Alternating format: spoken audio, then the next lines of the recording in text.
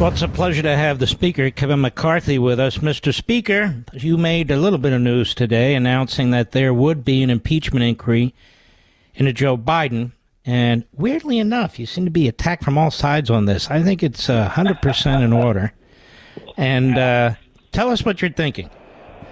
Well, I'll tell you, it's just think in the last months what we have learned, okay?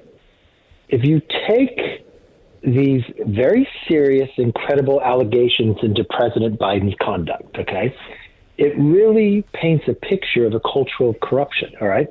You first know that the president lied to the American public. He said he had no dealings with his son's business. We now know from his son's partner that he called in to these conference calls. He went to dinners where the family got a Porsche afterwards and millions of dollars. You got $20 million in payments directly to the Biden family. They created these shell companies, which had credit cards. We don't know what the credit cards paid. Did they pay the president's expenses? You have an FBI informant who alleges that the Bidens got a bribe and said you'll never find it because of shell companies. You have now he uses pseudonyms where he says he didn't work in his son's business, but in this, when he was vice president, they're sending emails to him under a false name and to Hunter to talk about his conversation with the Ukraine president. You have the president, at the time the vice president, claiming that he held up $1 billion to change the prosecutor, $1 billion of American taxpayer money to make Ukraine fire their prosecutor. And now we've learned from the business partner that sat on Burisma's board with Hunter Biden that they were getting a lot of pressure. We also have an email that says a staff member with the vice president sending an email to a business partner in the firm of Hunter Biden saying the vice president has signed off on the Burisma talking points. Mm-hmm. So you have all this, plus you have now an administration that uses their government to give special deals to their family. Now, these are all allegations, but I think we have a right, the American public, to know what's true or not. Impeachment inquiry gives us the power to get those documents to know what's right and what's wrong. I think there's a lot of confusion, Mr. Speaker. You know, the Constitution came before any federal criminal code. There was no federal criminal code. High crimes and misdemeanors actually has nothing to do with an actual crime that has to be proven. High crimes and misdemeanors is a determination made by the House of Representatives. It doesn't mean nothing, but it doesn't mean what so many people... Where's the evidence that he took money? Lots of crimes, by the way, are committed without taking money. A lot of co-conspirators don't take money. For instance, his son violated FARA. FARA is a very ambiguous law. You don't have to take one penny. You don't even have to represent another country for the purpose of gaining them any profit or anything. It's just that you represent a country informally or formally. And the idea that Joe Biden didn't know with all those phone calls, Mr. Speaker, that his son wasn't representing somebody on the other end of the line, whether it's a communist Chinese operative or Ukrainian operative or Russian operative or God knows. And by the way, most of this wasn't done with our allies. It seems to all have been done with our enemies. The fact is, you can be a co-conspirator in that. That's not a specific intent crime, in my view. You either fill out the damn forms that's required in FARA or you don't. And if you're helping your son have all this access and so forth, and you've been in the federal government almost half a century, and you're aware of FARA, and Republicans are being prosecuted for FARA, and you're making it possible for your son. I'm just saying from my perspective, that's a potential co-conspirator. Not one dime has passed to the President of the United States. But let me ask you this, not the lecture. Let me ask you this.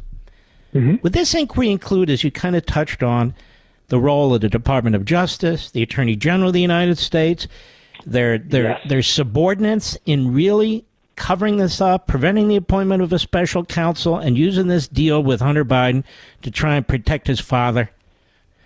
Exactly, because that is corruption. I mean, look, to me, there are three main areas that when you look at this, it's the abuse of power, it's obstruction, and it's corruption.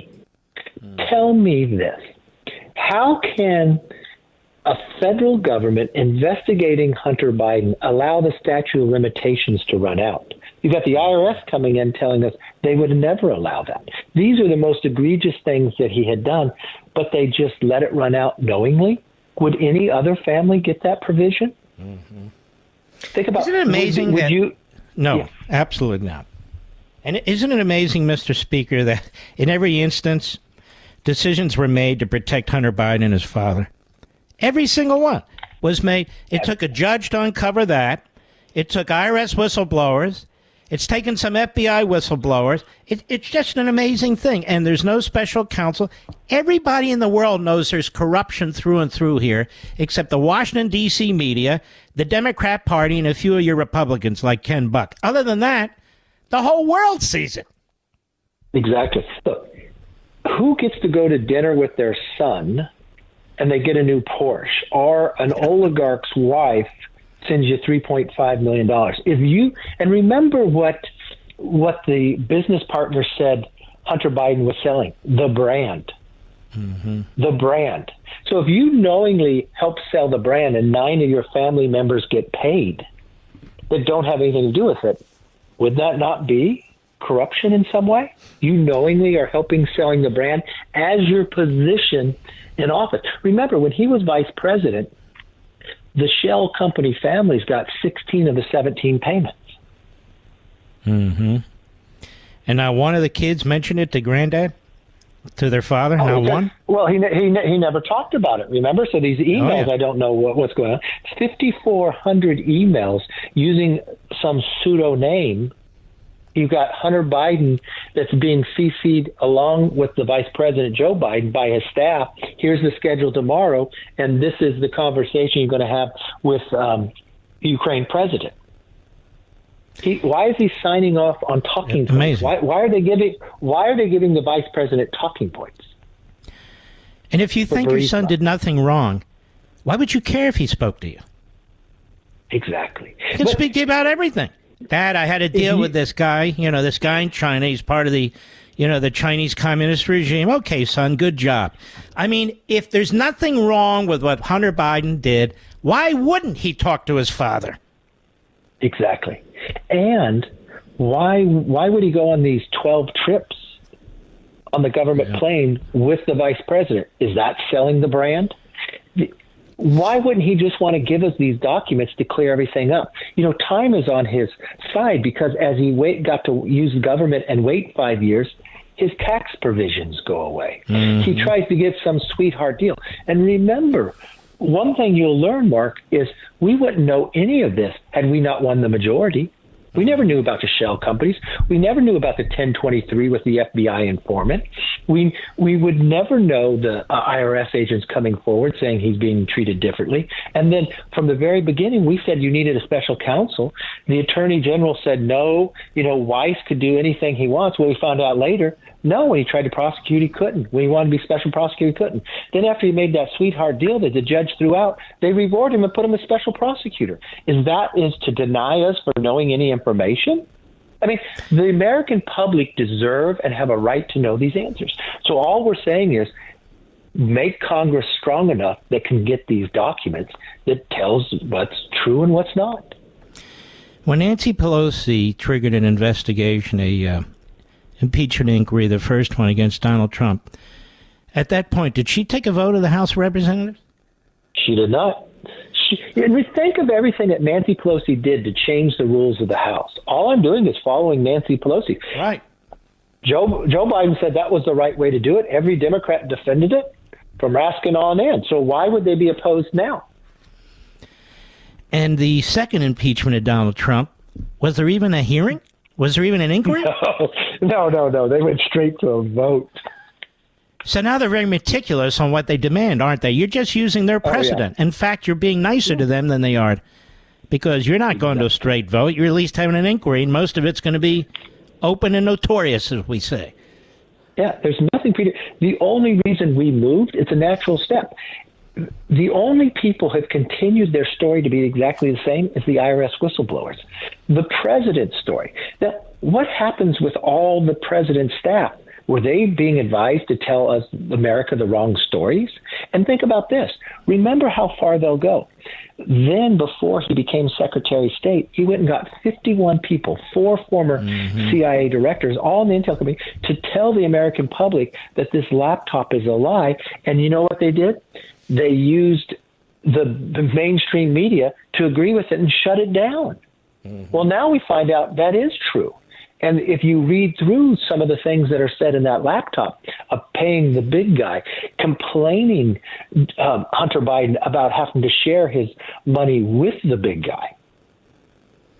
Now, as I understand it, you have 3 chairmen, House Ways and Means. You got the Oversight Committee, you have the Judiciary Committee. These men have been conducting really remarkable investigations. And it's on their say-so, you pretty much have waited until they gather enough information to justify an inquiry. You're trying to do this in a way where when you go to court, you can get the information you want because you're familiar with the precedent when it comes to the courts and Congress versus the executive branch. Here's what I don't understand. And I'm trying to understand the guy. You're under attack tonight by Matt Gaetz because he says too little, too late. What in the world is he talking about? Do you know? I don't understand it. I don't know either, because I think one thing that Matt's upset about, Matt has an old ethics complaint in the last Congress, and he thinks I somehow can influence that. I can't influence the independent committee. I'm not going to. Matt goes out and is working with Swalwell to try to partner together to have a motion to vacate. Well, you know what? I'm not going to put Swalwell back on the Intel committee. Now tell everyone what a motion to vacate means. A motion to vacate is trying to remove the current speaker, right? So he's working with Swalwell on that? Yeah, if you watch Twitter, he's been tweeting with Swalwell saying, you know, I only need a few Republicans and all. If you can whip the Democrats, we can get Kevin out. I don't quite understand that, right? But, you know, everybody has. Well, why doesn't he run for speaker? See how many votes he gets. Yeah, that's true. Remember, I'm being quite serious. Rounds, he didn't get one. Exactly. I mean, you and I don't always have to agree, but that doesn't mean I want to lop your head off. No. I mean, I don't. We got 91% of the conference. I won the vote in there. That's like a primary, you know? Well, you have such a small majority. Look what we've been able to do. Think about what we've been able to do in changing Congress, opening it up, right? Back to the people's house, making members actually come to vote. Finding all this information, which we would never have found. We continue to go again and again. Can I hold you over? I got to take a hard break. Sure. Can I hold you over a little bit? Yeah. Because I see one of the things he talks about is no vote on term limits. You know, here's the thing. The Supreme Court has said when it comes to states, you can't set term limits. The limits have to be those that are in the Constitution, nothing more, nothing less. That's why they had to pass an amendment to limit the president's terms. Because Congress can't do by statute what the Constitution doesn't permit. So if you have a vote in the House on term limits, that's a nothing vote, unless you can get 2/3 there and 2/3 in the Senate. And I don't see Congress voting to limit its terms. So I'm thinking, you're going to die on that? That's a big issue? I'm just being honest. That's a non-issue, because the only way you can do that is Convention of States. You're not going to be able to do it through Congress. Speaker Kevin McCarthy, let me just say this. You cannot put term limits in place or even a balanced budget amendment in place without 2/3 votes of both houses of Congress, which you're never going to get. Yeah. Matt Gaetz knows this. He said this. It's on the Convention of States website from September 30, 2019. And he said he supports Convention of States. This is the only way to achieve this. Yeah, with Article 5 of the U.S. Constitution gives the Article states 5. The power to call a Do you convention. support that? Convention of States. I support it. I support it 100%. Especially, look, at states, we have shown in this country how states, conservative states, why people are moving there now. It's how to run them, how to have the freedom instead of being enforced all these others. And the argument that Matt says that I haven't brought him up yet, the one thing I want to do as Speaker is bottom up. I let the committee, the members, do their work. It hasn't come out of committee yet. So why can I bring it to the floor? I want to tell members what they have to do or let members have the input. Is one of the reasons it hasn't come out of committee yet is because it's going to go nowhere and it's a showman vote? And if you really support term limits and balanced budget, you want to amend the Constitution, You're not going to get it through Congress. It has to be Article 5, the second method of amending the Constitution, correct? Correct. It only takes 34 states to call the convention and 38 to ratify any amendments that are proposed. And think about the movement in this country. We're watching these states, right? We're watching what's happening in New Mexico. She's trying to go around the Constitution. I mean, this is why there's a big movement on the Articles 5 for a convention. I'm one of the big movers and shakers, me and a handful of others, and we believe this very strongly. So when I hear a politician in Washington tell the American people, we haven't had a balanced budget vote, we haven't had a term limits vote, I go, what the hell are you talking about? Now, there is a budget issue, and we're going to want to have you back to discuss this, but part of the problem you have, Mr. Speaker, is on the other side of the Capitol building. You have a Republican Party in the Senate that does not want to fight. And you have Schumer, who is proposing spending bills that are enormous, that basically blow out the last agreement you made. Yes. And then you have on your side, you have moderates and even some liberals that you have to accommodate. You only have a 5-vote or 4-vote lead. And I say to myself, look, I want this budget slashed. And you know I want that budget slashed, Mr. Speaker. Yep. But I also want to know what my friends over there want. I can't exactly figure it out. We got one group that's talking about the border. We got another group that's talking about something else, and another. Shouldn't there at least be, Mr. Speaker, here is what we want? I can't tell what they want. For the last 3 months. They keep changing. And we're only strong when we have 218. Remember what we were able to achieve in the debt ceiling. We cut $2.1 trillion. The senators are spending more than what the cap says you can. We are spending less, but people say you got to go further. You've got to be able to win at the end of the day. We could get border security in the battle where we're going. We could actually be able to make some cuts at the same time. Take the Pelosi policies out, right? The wokeism. But if we don't pass any bills, we can't. Remember that argument where for the last 5 years, the senators have never passed any PROPS bills. They would just do an omni. So inside the debt ceiling, I put this. If you don't pass your PROPS bills, there's a 1% cut across the board. Everybody yelled. But you know what it made it do? It made the senators actually, for the first time since I think 2018, they passed the PROPS bills out of committee. Now, the problem is that the Democrats and the Republicans voted exactly the same on that.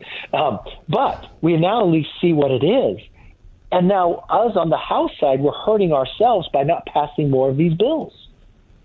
You're saying bills out of V-bills, meaning bills out of these committees. And when we pass them out of committee, we need to pass them on the floor. And these are all lower than even the 1% cut for the CR. You're not getting much help from the Senate, are you, sir? It's pretty tough. They're pretty much going along with Schumer, aren't they? I don't want to get you in trouble, but isn't that pretty much part of the problem here? Yeah, look, the House Republicans, it's going to be a fight. Ring the bell if I'm wrong. That's all. Ring the bell. Look, I'm not a senator. I got the House, and I got a 4-seat majority. I'm trying to do the best we can. I understand. The American people. Well, thanks for coming on. We always appreciate it, sir. Take care of yourself. Thank you, my friend. All right. God bless.